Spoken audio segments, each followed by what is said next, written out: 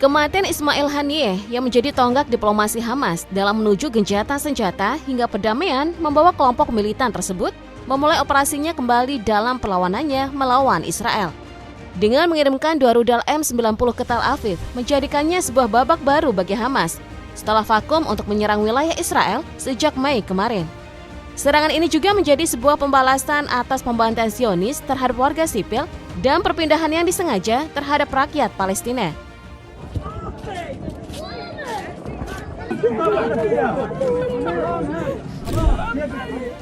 Juru bicara Israel, Defense Force pun mengungkapkan jika serangan 2 rudal Hamas tersebut ditembakkan dari jalur Gaza.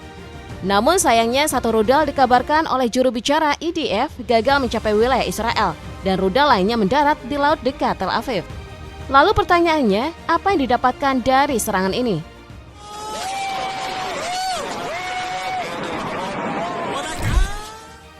Beberapa pengamat menduga jika serangan perdana Hamas sejak Mei kemarin menjadi pertanda akan peperangan yang akan lebih besar lagi. Mengingat Hizbullah di Lebanon telah meningkatkan serangannya di wilayah Israel bagian utara. Dan Iran telah mempersiapkan serangan balas dendam atas kematian Haniyeh di Teheran. Dan kali ini Hamas pun turut serta menyerang Tel Aviv. Hal ini tentunya membuat Israel dikepung dari berbagai arah yang membuatnya harus memperkuat sistem pertahanannya.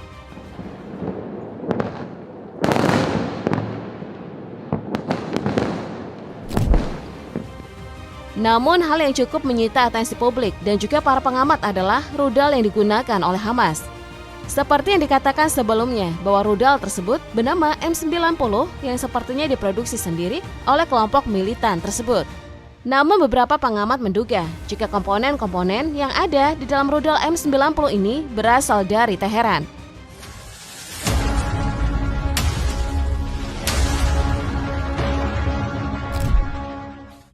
Melihat aksinya baru-baru ini di Tel Aviv, membuat siapapun akan menyimpulkan bahwa rudal ini masih memerlukan perancangan yang matang, terkhususnya dalam keakuratan dalam menargetkan sebuah wilayah.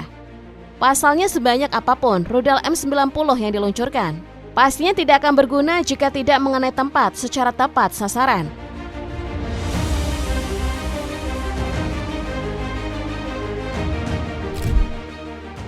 Namun dalam kondisi sekarang, Hamas tentunya sangat sulit untuk mengembangkan berbagai persenjataannya, termasuk rudal.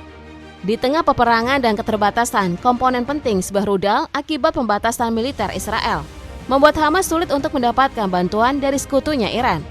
Berbeda dengan Houthi di Yaman yang cukup lengang dalam transfer teknologi dengan Iran, hingga membuat drone buatannya mampu untuk mengelabui sistem pertahanan udara Iron Dome Israel di Tel Aviv. Begitupun dengan Hizbullah di Lebanon yang memiliki akses cukup mudah untuk menggait teknologi amunisi dari Teheran. Membuatnya pun cukup mampu untuk menjadikan seluruh sistem pertahanan udara di wilayah Israel bagian utara tidak mampu untuk berkutik.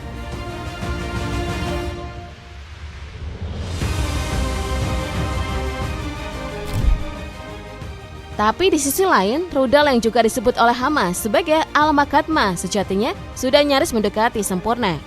Mengingat rudal ini dirumorkan memiliki jangkauan tembakan sejauh 200 hingga 250 km. Dan faktanya rudal itu sampai di laut dekat daratan Tel Aviv. Membuat permasalahan jangkauan tembakan telah berhasil diatasi oleh Hamas. Lalu untuk daya ledak dari rudal M90 ini bisa dikatakan cukup besar. Hal tersebut terbukti ketika beberapa warga sipil di Tel Aviv mengklaim telah mendengar suara ledakan dari rudal yang dikirimkan Hamas. Tentunya ini mengindikasikan bahwa meskipun berada di kejauhan hingga di wilayah maritim Israel, ledakannya masih terdengar oleh orang-orang di daratan Tel Aviv.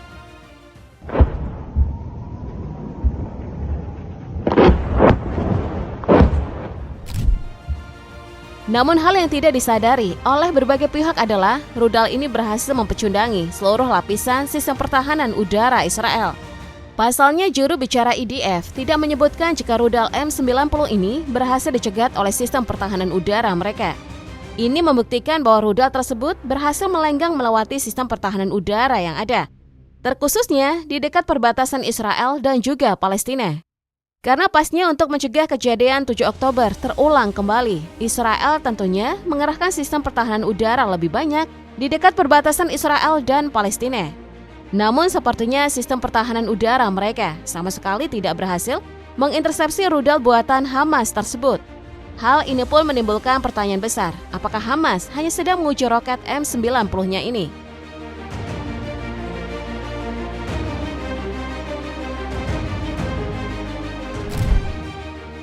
Kehadiran M90 ini tentunya menjadi sebuah jawaban atas permasalahan rudal J80 buatan Hamas sendiri. Karena seperti yang kita ketahui, jika Hamas ingin menyasar Tel Aviv dari Rafah, mereka membutuhkan rudal dengan jangkauan tembakan sejauh 100 km. Sedangkan J80 hanya mampu terbang di jarak 80 km, membuatnya tidak akan sanggup untuk mencapai ibu kota Israel. Meskipun begitu, rudal ini menyimpan 20 kg hulu ledak yang pastinya akan memberikan ledakan cukup besar.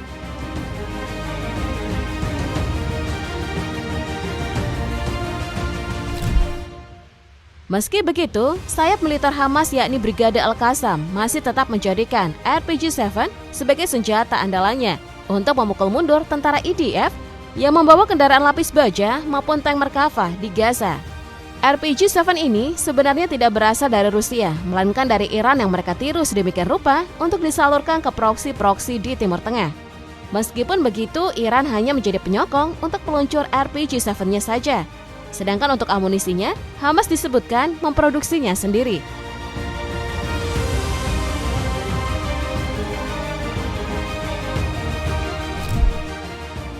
Beberapa sumber menyebutkan jika nama amunisi untuk RPG-7 Hamas bernama TBJ.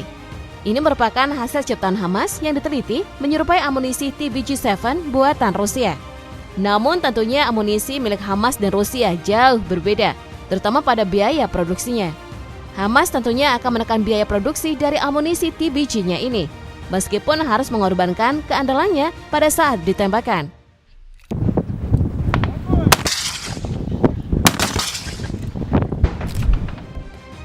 Beberapa sumber menyebutkan bahwa ketika Hamas menyimpan amunisi ini, TBJ biasanya dibungkus di dalam pipa PVC tertutup khusus yang melindungi hulu ledak dari keausan dan korosi sekaligus menjaga kerahasiaan senjata itu. Tentunya hal ini menunjukkan bahwa Hamas telah cukup profesional dalam urusan militer. Terlebih lagi, amunisi tersebut dicat berwarna hijau tua atau berwarna gurun untuk keperluan kamuflase.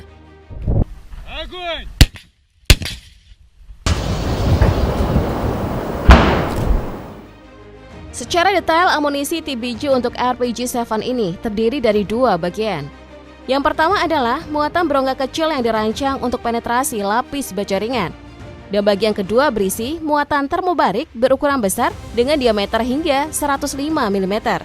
Beberapa ahli menyebutkan juga perpaduan tersebut memungkinkan senjata menembus lapisan baja terluar dari kendaraan tempur.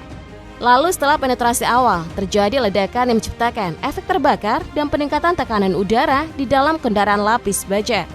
Hal ini cukup efektif ketika sayap militer Hamas harus berhadapan langsung dengan kendaraan lapis baja dan juga tank Merkava milik Israel.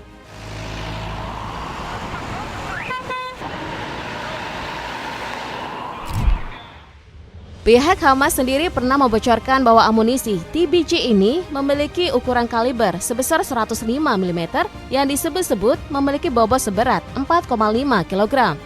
Dengan rincian detailnya itu, membuat Hamas selaku produsen dari amunisi RPG-7-nya ini mengklaim jika TBJ memiliki jarak tembak efektif sejauh 100 meter.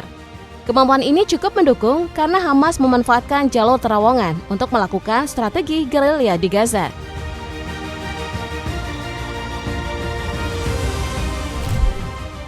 Tapi RPG-7 bukan satu-satunya pilar utama bagi sayap militer Hamas dalam melawan tentara Zionis. Mereka juga digadang-gadang diperkuat dengan sebuah sistem rudal permukaan ke udara inframerah portabel buatan Soviet bernama Igla. Dengan senjata ini, sayap militer Hamas mampu menyerang pesawat maupun drone dari tentara IDF dengan biaya murah. Lalu bagaimana kehandalannya?